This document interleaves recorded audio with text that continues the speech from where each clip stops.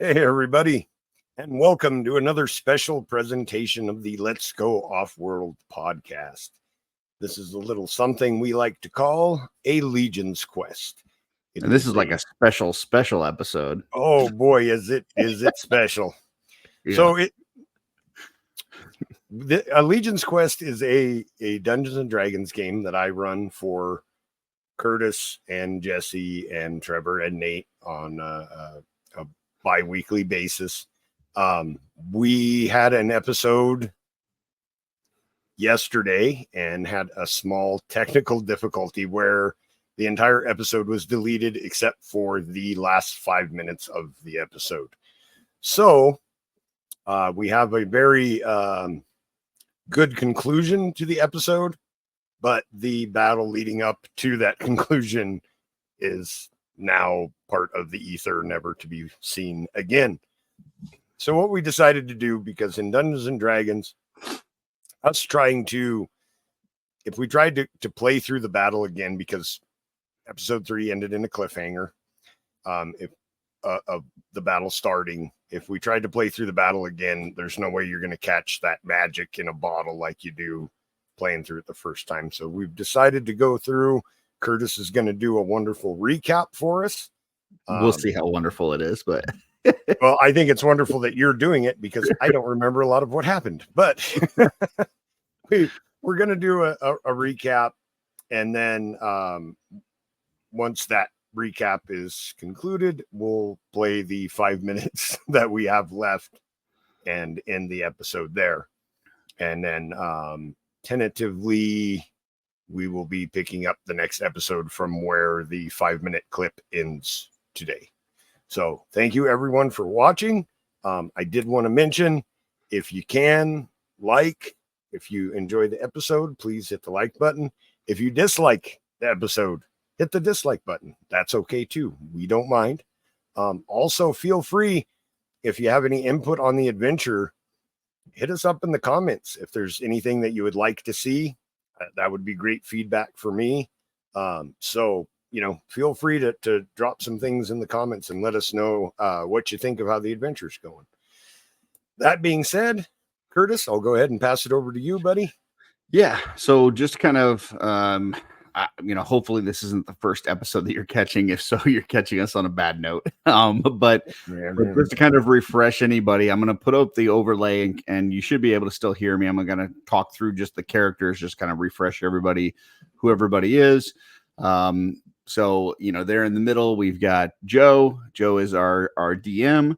Then, down at the bottom, you've got this, the Minotaur Paladin. That is Ferr Inand. That is played by Nate Strong.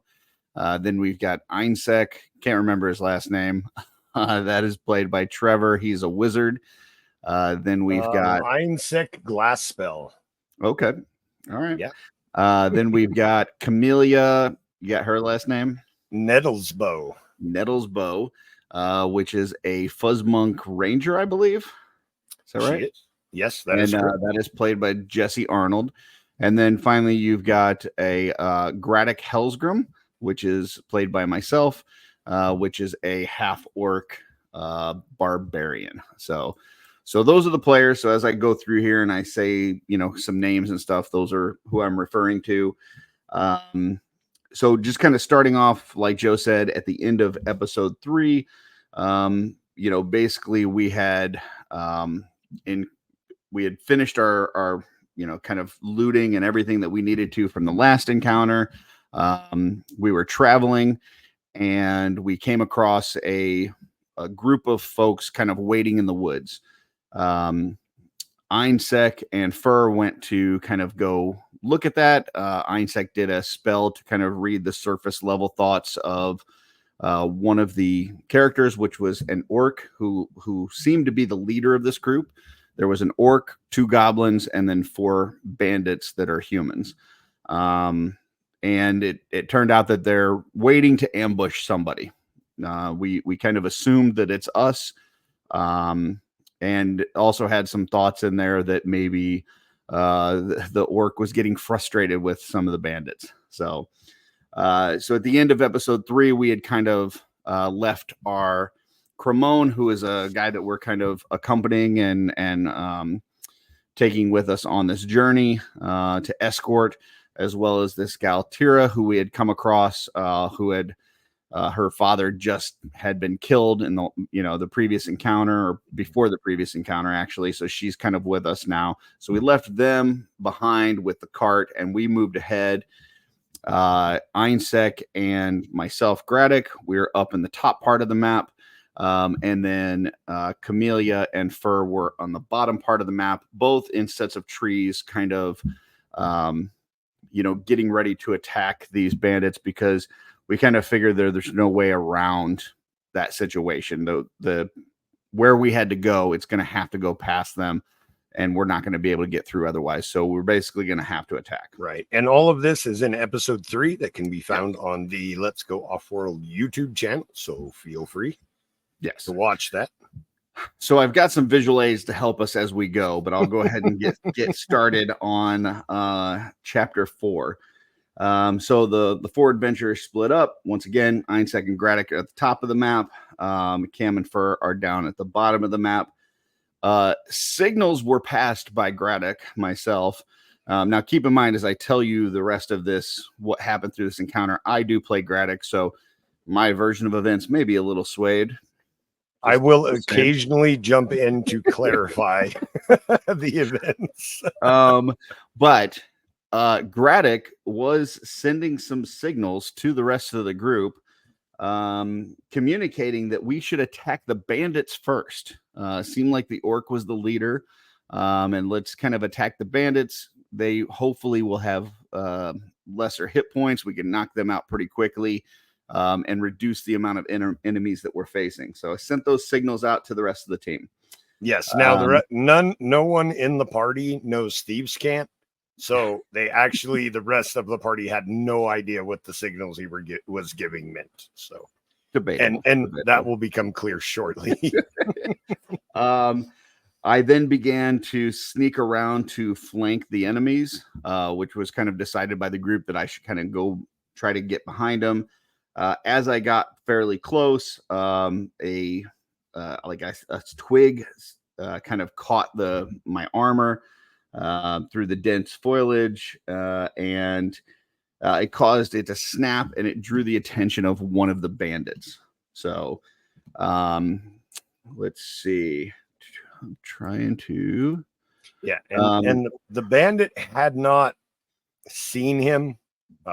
He was successful on a check, but began to move towards the tree line to investigate the noise that he had heard. Yeah, so the bandit moved toward Gradduk.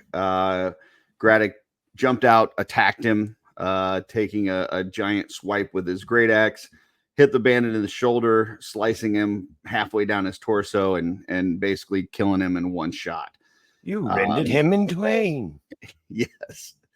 That got the attention of the orc, who basically shouted out that, that I was there. Then chaos ensued. Camellia then targeted the orc leader, marking it, which caused Gradduk to remark that the dumb squirrel can't follow directions. So then Eénsek attacked the orc as well, using everything at his disposal throughout this fight, besides the one spell that actually does damage, because he was saving it for a rainy day that never came. And he did do damage. It wasn't a lot of damage, but he did not use the spell that Gradduk thought that he should be using. Also, Camellia and Eénsek had no idea what the signals had meant. So instead of attacking the bandits first, like Gradduk wanted, they went ahead and both attacked the orc, who appeared to be the leader of the bandit group. Correct. Next, the next to move were there were 2 goblins, and the 2 goblins split up. One of them went towards Cam, and the other one went towards Eénsek. So one went, towards kind of the south tree line. One went north. Both apparently were British. And both said that. Go ahead. They're both goblins, Uh-huh. and so the goblin that moved into melee with Camellia said, "Hello, sweetheart. You and I are gonna get very close." And then the other goblin went up towards Eénsek, and he said, "Hello, sweetheart. You and I are gonna get very close." so there you go. And then Eénsek said, "What? Are you a girl?" He was kind of confused by that. And the goblin said, "What? No." Let's see. Then the orc leader said that he knew Gradduk. Said it would be a pleasure to kill the coward of Red Rock before taking You are the coward of Red Rock. Yes. So not sure what that's entailing, but there's that. And then he took a giant swing, but he missed. Apparently because he had taken some damage from Cam as well as Eénsek. That caused him to kind of be off balance when he took a swing, and he fully missed. Eénsek's ice spell caused him to have a disadvantage on his attack, which means he rolls to attack twice and takes the lower of the two results. One of them was a natural 20. Would have been a great way for him to open up on the coward of Red Rock. And he could not take that roll because he had disadvantage. He had to take the lower roll and miss. Very unfortunate for, the leader of the bandit gang. Then the first goblin was looking at Cam, and he was killed by Ferr, who had snuck up behind him and struck him and killed him in one shot. I believe that he, when Ferr moved behind him, he said something like, "Oh, bloody hell." Yes. Yeah, because he knew he had gotten... hornswoggled, boondangled, some term like that. Yeah. He knew he was in trouble. The orc had taken damage from Eénsek and from Cam, and then Gradduk attacked him and finished him off and killed the orc. And then his death gurgle was something like yes, it was very much like that. Yeah. Then the second goblin had taken some damage from Eénsek and Cam, and then when it was his turn, he pulled something from his pouch and said something. I don't know if you remember what the goblin said. He said, I think something like Arether's flames will consume us all, and then crushed the globe between his hands, and it exploded and killed him, but also rendered Eénsek unconscious and did damage to Camellia. Yes. So it hurt Camellia, hurt Gradduk, and then it took out Eénsek.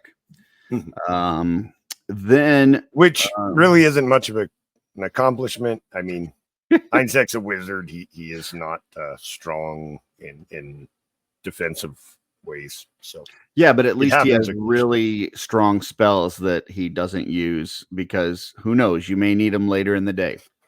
So Trevor, if you're watching this, I'm sorry. I apologize for Curtis. On Gradduk's next turn, instead of attacking, he threw a health pot at Eénsek to bring him back to his feet rather than attacking, because taking care of your party is what heroes do. Mm-hmm. So now I have to give Gradduk props on this, because he was at this point surrounded by bandit. There was a bandit on either side of him. They were flanking him. He was raging. In his fury, he rips a healing potion from his belt pouch and flings it aggressively and heals his companion, who is sucking dirt over on the ground after getting blown up. Yeah, like I said, that's what heroes do. Yes, Cam took out a bandit. Another one fled, and then there was a third bandit, because there's 4 bandits total. The first one got killed immediately by Gradduk. One bandit fled. One bandit was killed by Cam, and then the other one was knocked unconscious. Also by Cam. Also by Cam. The captured bandit had lost his 2 front teeth in the fight and talked with a noticeable lisp when answering questions. So this isn't how I talk. She knocked my front teeth out. Yeah, he sounded something like that. And he looked something like this. He did very similar, actually. Being a bandit. He was very distraught. Yes, for sure. While Eénsek and Ferr questioned the bandit, Gradduk pulled Camellia to the side. So at this point, just kind of some insight for the people watching. Gradduk was kind of concerned about this whole Coward of Red Rock thing. So he wants to kind of, he wants to explain a little bit. So he pulls Camellia to the side. And he lets her know that the orc that had called him that was a vicious mercenary that had 0 loyalty and would sell his skills to the highest bidder. After that conversation, Cam stealthily took a pouch from the orc, which contained 20 gold and a blue gem. Gradduk saw this but did not say anything. So, and that's what Cam. Yes, Cam took the orc's pouch stealthily, trying to avoid being noticed by the rest of her party. Yes, which Gradduk saw, but he didn't know what was in the pouch. Just FYI. Yes. Let's see. So the rest of the group continued to question the bandit that was left. After proving, yes. There was a slight misunderstandanding where Trevor was trying to say he says he put a crossbow to his head, but we thought he meant he said it in such a way that it sounded like he just shot the bandit in the side of the head for no reason. And we were like, oh my God, why are you doing that? And no, he meant put it to his head, like to threaten him. So yes. After proving to know nothing, the party agreed to set the captured bandit free. As the bandit was being released, though, Gradduk suddenly took off his right hand with a quick swing of his axe. The bandit then ran off crying about his missing teeth and hand. You already knocked out my teeth. Why does he need to take my hand? You guys are jerks, he said as he ran into the forest. That was pretty much it. Yes. Then let's see. The rest of the party weren't pleased with Gradduk. So Ferr tied the severed hand around Gradduk's neck as a grim reminder to check himself. But the opposite effect happened as Gradduk seemed to be pleased with his new trophy. Gradduk justified his action by saying that he removed the bandit's dominant hand to ensure he wouldn't cause them problems in the future. Then it should be noted that the rest of the party thinks that exact opposite effect will happen, and that the bandit will want revenge. So we'll have to see how that plays out. Yeah, the party was not happy with Gradduk. In fact, Camellia actually pointed her bow at Gradduk and was giving him a stink eye. Yeah. They were very upset. Yes, they were not happy. The rest of the bodies were looted. In total, there was 90 pieces of gold, including the 20 that Cam had found. So she did give up the gold, did not give up the gem. But at this point, nobody is aware that she has the gem. So with the 90 pieces of gold, each of the party members got 20 pieces each, and they gave the remaining 10 to Tira, which she seemed to be very grateful for. So yes, and they're trying to seem like they're being very kind to the poor young girl who just lost her father, but she also brews healing potions for them and does need gold to get components for that. So they are being nice, yes, but it also does benefit them. When Cremone, Tira, and the wagon came back, they also had Hank the donkey with them. Gradduk had pocketed a couple apples when he was sneaking through the woods, and gave the apples to the donkey because secretly he really likes the donkey. He thinks the donkey's a nice animal. So And the donkey now feels the same way about Gradduk after getting 2 apples, because the donkey very much enjoys apples. Let's see. In addition to the gold, there was some other, crossbows and scimitars and some things. Nothing really of note, other than the firebomb that the one goblin used to blow himself up. There was another pouch of that on the first goblin that got killed that did not blow himself up. Yes. And Ferr took that off of him. So he now has that firebomb that does have a symbol of Erethyr on the bottle. Yes. So, yes, and hopefully he won't end up accidentally rolling down the side of a mountain, because it will shatter and he will burst into flames. So, and then when he gets to the bottom, it'll smell like barbecue. So. Yes. The group did a quick rest, then did a short rest, then packed up to decide to travel for the rest of the day, and then at the end of the day, we then decided to set up camp. And that's kind of where we're going to pick up with the last 5 minutes. So as a, kind of behind the curtain look, basically what happened is we recorded this whole battle, which took, hour and 45 minutes or so. And as we're about to finish up the session, some people in the group needed a bathroom break, not the D&D characters, but the actual people needed a bathroom break. So the episode was paused, and when we started the episode back up, apparently when you unpause on StreamYard, there's 2 options. There's one which continues the recording and one that restarts the recording. And apparently we restarted the recording. So the only thing that was captured was the last 5 minutes and 41 seconds, which is after the battle, but at the conclusion of our quest for that day. Adventure for that day. Yep. So we will play that now. When it's playing, you won't see us. We'll be off screen. Well, you will see us, but you'll see us from the recording. Right. When it's done, we'll be back on the screen. We'll close it out and kind of go from there. But here is the 5 minutes and 41 seconds that actually got captured. Okay. So, have you guys decided? Are you going to set up camp or continue to push through the night? I think we are going to set up camp. Yeah. Okay. All right. You guys start breaking up, or no, breaking down, breaking in, not breaking. Breaking is when you're packing things up. You guys start setting up camp. You stop the wagon, let Henry loose so that he can feast upon some grass for the evening. Kermone starts setting up his advanced cook station to make a meal worthy of his consonants. So while you guys are getting everything set up for the camp, it's gotten dark already. You start seeing a flashing of blue light from inside the wagon, though. No one is in there right now, but it looks blue light. Looks like a strobe light. So no, there's no music, but you do see flashing blue light going on from inside the wagon.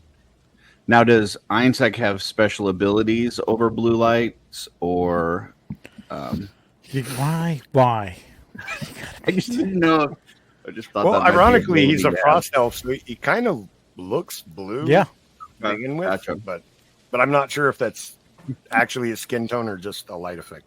You can tell by my icy stare, Gradduk. All right. Wasn't that thing inside the box? It was It's supposed that to be. same color blue. Okay. And so the cart is glowing blue now. We're seeing. No, you've just seen, because it has windows on the side of it. You know, those high vent windows. You see the blue light flashing through those windows. And we all look at each other like, what the fuck? And then we cut out till next week. Right. No. Well, are you guys going to open the door just to see what's going on inside? Yes. I'm going to go to the side and look through the window. Okay. You look through the side of the window, Curtis, but the flashing blue light, you just end up seeing like purple spots in front of your eyes. It's bright enough that it's actually blinding in this very dark environment, so you can't get a good look at what's going on inside. You've got three Right. hands. Why don't you Anything. hold them over your eyes? I can't see anything. It's too bright. Well, if it's too bright to look through the window, I don't know what opening the door is going to do, but is there any sort of magic? Tira or Eénsek? I only know simple spells. Nothing, I think, that would be much assistance in this. Everybody on our party's accounted for, right? I- Like there's nobody missing. Yeah. No, everybody's here and everybody's outside. Yeah. Okay. Can I hold my shield up to the... I'm gonna. to the, I was just gonna say I'm gonna window? cast shield and take Shield a is- look. Shield is a reaction. So if you open the door and Oh, something it's a attacks reaction, you, okay.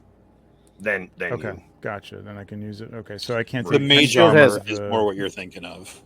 My shield has eyeballs. Yeah, Can it well, do anything? yeah, but that's 8 hours. We're gonna be asleep. It's gonna be. Kind of a I- waste. Are we? I take the hand that I have wrapped around my neck and grab the door handle to pull it open. Okay. It's a normal door handle. There's no. I don't know Special what's effect. going on. It might have some sort of magic ability to. But now that I've Okay. got an extra hand, I use that. You take the bandit's hand and place it on the door handle. Nothing happens to the bandit's hand. It's a little difficult. He hadn't washed his hands in a long time before you lopped it off, so it's a little greasy. You got to really grip tight to get his hand to grab the door knob. But once you do, it unlatches and swings open. Inside, you guys see the small chest that the ring was placed in is now, through every seam on the case, blue light is shining out through it. It's also spinning, and that's why the light looks like it's flashing through. It suddenly stops in midair, and the side of it warps as if transdimensional energies are enveloping it, and you see the old woman's face and hands kind of bending out, though it looks like it's made out of the material of the box. And she says, "The ring is mine." And that's where we'll stop for this evening. Dang. Thank you, everyone, for joining us on this episode of A Legion's Quest. As always, it was a great pleasure to run this game for my wonderful cast of players. Great Thank job. you. And everyone have a good evening or morning or whenever you decide to watch it. Bye, everybody. So that was the end. Yeah. Glad you guys got to at least see the last 5 minutes, or listen to the last 5 minutes, depending on whether you're listening to the audio or watching this. But yeah, there it is. I don't know, Joe, anything else that you want to say about the session that we had that we haven't covered? Obviously, we're boiling 2 hours, 2-hour adventure. Into 30 There's a minutes. lot of nuances of it. I mean, I don't know if it's anything that we're really missing out on as us explaining, trying to figure out how reactions work and when you can use them, and the duration of mage armor. And there was a lot of talk of how abilities work and when you can use them and things like that. So that part's not a huge loss, I think. Though maybe it is to some people who are trying to, pick up on D&D from watching us play. To that, I apologize. That's why talking about the shield and mage armor and things like that kind of jogged my memory on that stuff. There was some rules talk. I think we hit all the major points on the battle and the story points that have to do with it. So I will say that obviously stuff happens and it sucks that we lost the portion of this episode, but I felt like it was the best that we worked together as a team so far. Now obviously we're still growing through this. For a few of us, this is kind of a first go round with D&D. There's a couple others that are not super experienced, and then obviously Jesse has a lot of experience, but I feel like we're starting to gel together as a group. And so it's really a shame that we lost the portion of this one, because I felt like this was the best that we had worked together so far.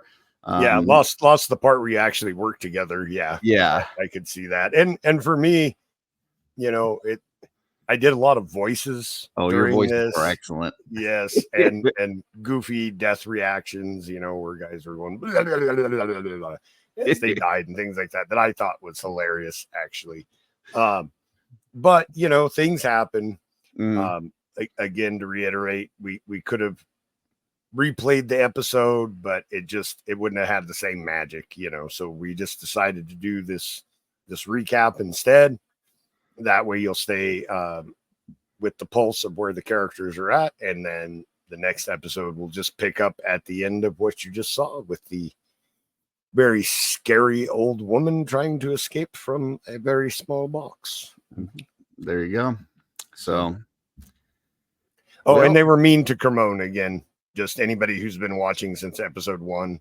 Yeah, they made smart remarks to Cremone again. It's turning into a theme. So, but Eénsek did trust Cremone with using a crossbow to help guard Tira. So he's going to sit on the wagon with Tira as we move along. And Nate did say it's no longer called riding shotgun; it's called riding crossbow. There you go. And even though Cremone has never used a crossbow before, well, all of you do it. How difficult could it be, really? Exactly. So it was fun. Thank you for tuning in and watching or listening. And we will see you on the next adventure. Normally it's every other week. You know, there's a chance we're in talks. Maybe we'll do another one this upcoming week, but we'll have to see. But just because this happened, yeah. But there's definitely more fun to come. Everybody, all the players and the dungeon master are having a blast with this. It seems like, anyways. So, there's definitely more fun to come. So stay tuned, and thank you for joining us on this recap of episode 4, A Legion's Quest. Yeah, and one last thing, I know Joe said it earlier, but if you've got any comments, questions, whatever, throw that. If you're watching on YouTube, throw it in the comments. If you want, you can just PM us and let us know. All of us are available on Instagram or Facebook or whatever. So if you have any thoughts that you want to share, go ahead and share it. And then please like and subscribe and tell your friends. If you got other friends that are into D&D, or you think that maybe they're into Mythic Legions, or you just think that they would enjoy this, please share it, because we're having a lot of fun with this, and we'd like to share it with others as well. So absolutely. Cool. And this is a good passive way to learn D&D. If you haven't played it before but you're interested in it, you can watch us fumble through it and explain things repeatedly over and over again, and you'll learn to play as we play along. So vicariously learn through us. There you go. That was all right. Well, until next time, folks, appreciate it, and we will see you later. Bye, everybody.